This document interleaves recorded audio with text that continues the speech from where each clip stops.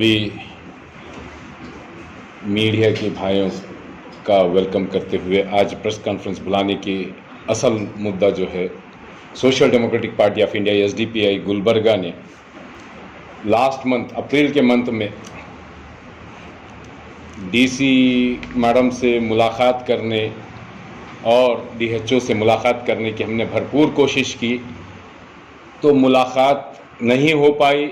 और ये पैंडमिक के कोविड-19 के इश्यूज़ में ये जो हालात लॉकडाउन से पहले जो बन रही थी, उसको इन टाइम प्रिपरेशन करने के लिए, उसका रेडीनेस के लिए हम उनसे मुलाकात करके ये जो हालात आने वाले जो संगीन होने वाले हैं उसके ताल्लुक़ से हमने 19 अप्रैल को हमने मुलाकात करने की कोशिश की, मेमोरेंडम देने की कोशिश की।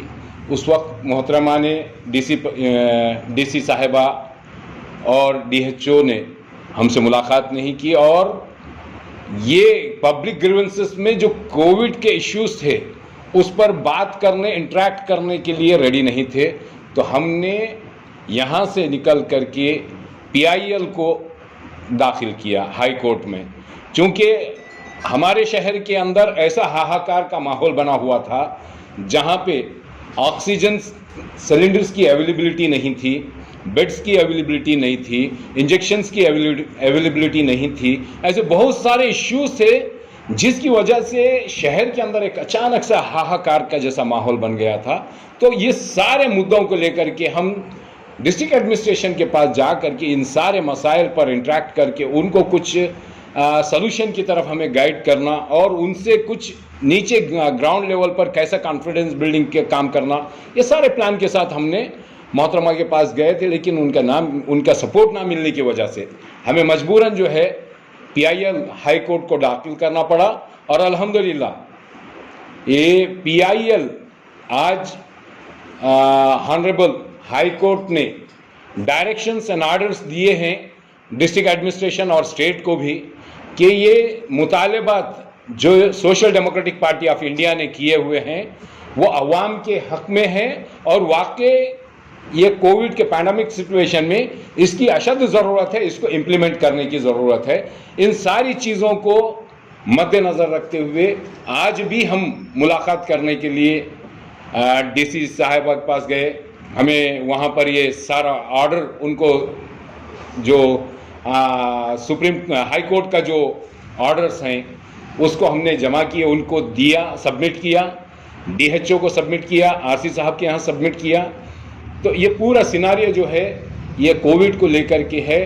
हम मोहतरमा से आज भी गुजारिश करते हैं कि ये जो सिनारियो है, जो पब्लिक लीडर्स होते हैं या एनजीओज होते हैं या पॉलिटिकल लीडर्स होते हैं, जब पब्लिक ग्रीवेंसेस में जब बात करते हैं, इनको मान्यता देते हुए इनकी ग्राउंड रियलिटीज को समझने के लिए अगर इनसे इंटरेक्शन नहीं करेंगे तो फिर किस से इंटरेक्शन करेंगे। एक ऑफिशियल्स अपने लेवल में एडमिन लेवल पर काम करती हैं, लेकिन जो पब्लिक लीडर रहता है डाउन टू अर्थ रहता है, अवाम के बीच में रहता है, अवाम के हालात से वाकिफ रहता है, इनकी अशद जिम्मेदारी है कि ये पब्लिक ग्रीवेंसेस में जब भी कोई पॉलिटिकल लीडर्स, पॉलिटिकल पार्टीज या एनजीओज आकर उनसे अप्रोच होती है तो उनकी रिस्पॉन्सिबिलिटी बनती है कि उनको सुने और उनके मसाइल के ऊपर गौर व खौस करके जो है उसको हल की जानिब जाना चाहिए। Honourable chief justice of Karnataka Abhay Singh साहब का 12 मई को ऑर्डर आया था गुलबर्गा डीसी को, एडमिनिस्ट्रेशन को डायरेक्शन देते हुए कि social democratic party of India Gulbarga unit की जानिब से जो 18 डिमांड्स रखे गए थे, जो 18 इश्यूज़ के ऊपर तवज्जो दिलाने के लिए जो बात की गई थी, उसको आप देखकर उसको इम्प्लीमेंट करने के लिए डिप्टी कमिश्नर को डायरेक्शंस 12 मई को दिए गया था।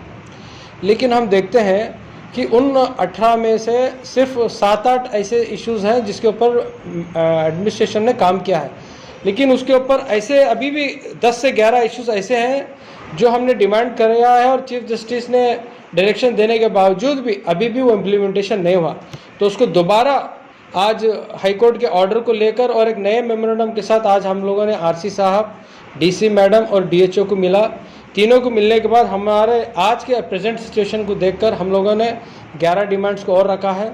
उसमें सबसे पहला जो 50% जो बेड प्राइवेट हॉस्पिटल्स में अब तक अवेलेबल जिस तरह से गवर्नमेंट का कोटा होना था नहीं हुआ है, उसके ऊपर हमने बात की। तो उससे DHO साहब ने उसका रिप्लाई ये दिया है कि 4-5 दिन में जिस तरह से बेंगलोर में एक ऑनलाइन सिस्टम बनाया गया है कि बेड की जो सिस्टम है, चाहे गवर्नमेंट हॉस्पिटल हो चाहे प्राइवेट हॉस्पिटल हो, ऑनलाइन बेड अवेलेबिलिटी गवर्नमेंट की तरफ से होगी। तो अगर वो इम्प्लीमेंट गुलबर्गा में होगा तो प्राइवेट हॉस्पिटल में जो रेफरल लेटर लेके जाने का है गवर्नमेंट कोटे के लिए जो कोशिश कर रहे हैं वो सब बंद हो जाएगा। तो एक ही वार रूम के ज़रिए से क्या ऑनलाइन बेड अवेलेबिलिटी होगी।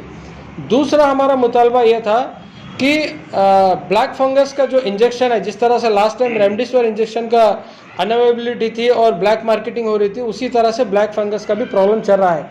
तो उसके लिए उन्होंने कहा है कि पूरे स्टेट लेवल ब्लैक फंगस को गवर्नमेंट ऑफ कर्नाटका उसको प्रोक्योर कर डिस्ट्रीब्यूट कर रही है। फर्स्ट प्रेफरेंस उनका गवर्नमेंट हॉस्पिटल को है, उसके बाद प्राइवेट हॉस्पिटल वाले अगर उनको इंटेंट दे रहे हैं, मतलब ऑर्डर रिक्वायरमेंट दे रहे हैं, तो हम उनको दे रहे हैं।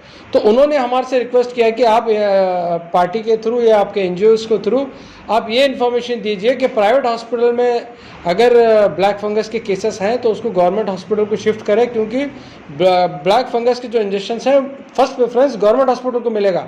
हम देखते हैं कि बहुत सारे प्राइवेट हॉस्पिटल में ब्लैक इंजेक्शंस नहीं होने की वजह से बॉम्बे से, दिल्ली से, कलकत्ता से कहाँ से ढूंढ के मंगा रहे हैं ब्लैक मार्केटिंग में, उसके बावजूद भी उनको इंजेक्शंस नहीं मिल रहे हैं। तो हमारी रिक्वेस्ट यही है अवामुन्नास से कि आप गवर्नमेंट हॉस्पिटल को शिफ्ट किया जाए। शॉर्टेज ऑफ स्टाफ के वजह से वहाँ पर पेशेंट्स को अटेंड नहीं किया जा रहा है, डॉक्टर्स अटेंड नहीं कर रहे हैं। लेकिन अल्हम्दुलिल्लाह अब कोविड के का जो वेव है वो थोड़ा नीचे आता रहा, अब उतने पेशेंट्स नहीं है।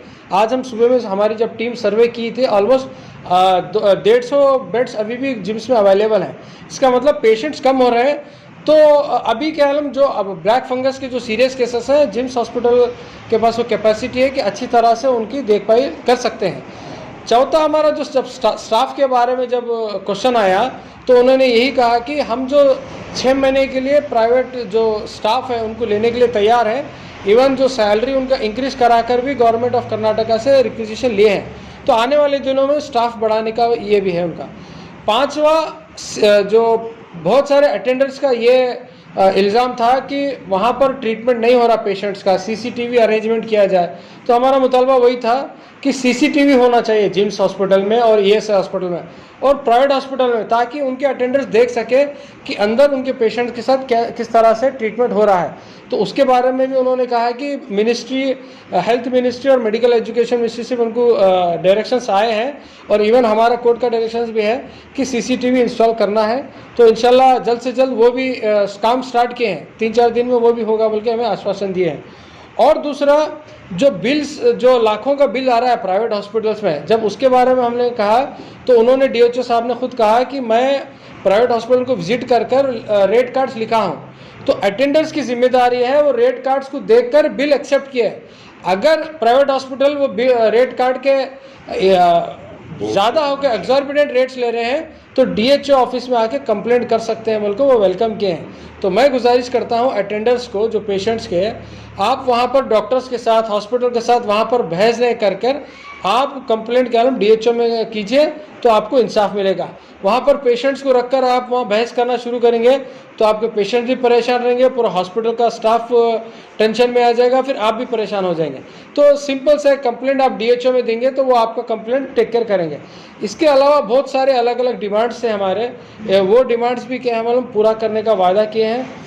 As usual DC madam busy थे, आज DC मैडम भी नहीं मिले, RC साहब भी बिजी थे। तो हम DHO साहब को ये जो हमारा सीरियसनेस है और हाई कोर्ट का जो ऑर्डर आया है उसका सीरियसनेस हम दिखाए हैं। अगर आने वाले दिनों में ये हमारा ऑर्डर्स को अगर डिप्टी कमिश्नर या डिस्ट्रिक्ट एडमिनिस्ट्रेशन अगर नहीं मारे तो हम कंटेम्प्ट ऑफ कोर्ट के लिए भी आगे जा सकते हैं। तो लॉकडाउन के बारे में डिस्कस नहीं किया, सिर्फ 3rd वेव के लेकर लास्ट वीक SDPA की तरफ से, क्योंकि बहुत सारे वायरोलॉजिस्ट का ये मानना था कि 18 से कम उम्र के बच्चों के ऊपर ज़्यादातर अफेक्ट होने का है। तो हमारा SDPA की तरफ से डिमांड यही था कि जिम्स में और ESI में सेपरेट पीडियाट्रिक वार्ड बनाया जाए, क्योंकि बड़ों के साथ बच्चे नहीं रह सकते। तो सेपरेट अभी से ही उनके लिए प्लान किया जाए और छोटे जो बच्चों के लिए इंक्यूबेटर्स का अभी से ही इंतज़ाम किया जाए और एक सेपरेट सेटअप बच्चों के लिए बनाया हुआ एक हमारा ऑलरेडी लास्ट वीक डिमांड दिया गया था, तो उन्होंने कहा कि हम इसके ऊपर काम कर रहे हैं। ऑलरेडी जो चिल्ड्रंस हॉस्पिटल्स है प्राइवेट के, उनको बुलाकर मीटिंग भी लिए बोल के, एक फर्स्ट राउंड ऑफ मीटिंग हुई बोल के बोले हैं। आने वाले दिनों में और इसके ऊपर प्रिकॉशंस लेंगे, काम करेंगे बोल के हमें बताया। लास्ट में एक सवाल ये है कि अभी लॉकडाउन खत्म होने को आ रहा है, तो लॉकडाउन खुलने के बाद जो आवाम बाहर आएगी, तो उनसे एसडीपीआई पार्टी की तरफ से आप क्या कहना चाहेंगे? देखिए, हमारा मुतालबा पहले से ये है, अभी और एक साल 2 साल तक भी ये जाएगा, सिर्फ थर्ड वेव नहीं, fourth wave, fifth wave, sixth wave तक जाएगा। कब तक? जब तक हमारा 40 to 50% हमारा पॉपुलेशन वैक्सीनेशन नहीं होता। एक हर्ड कम्युनिटी बोलते हैं, हर्ड कम्युनिटी जब तक हमारा देश नहीं होता, जब तक क्या ये वबा रहेगी। इससे डरना नहीं है, घबराना नहीं है। आने वाले दिनों में जैसा नॉर्मल फ्लू कैसा होता है, उसी तरह का ये मामला रह जाएगा। हमारा एसडीपीआई का रिक्वेस्ट यही है आवाम उन्नास से, जब लॉकडाउन खुलेगा, ये जो बेसिक कोविड गाइडलाइंस है उसको फॉलो करना है। सोशल डिस्टेंसिंग मेंटेन करना है, मास्क पहनना है, हैंड सैनिटाइजर यूज़ करना है, गैदरिंग्स को अवॉइड करना है, क्योंकि ये आने और थर्ड वेव भी आने वाला है क्योंकि सबको मालूम है। तो ये और साल, 1.5 साल, 2 साल तक चलना है। हम इसको प्रिकॉशंस कितना लेंगे उतना हमारा फ़ायदा होगा।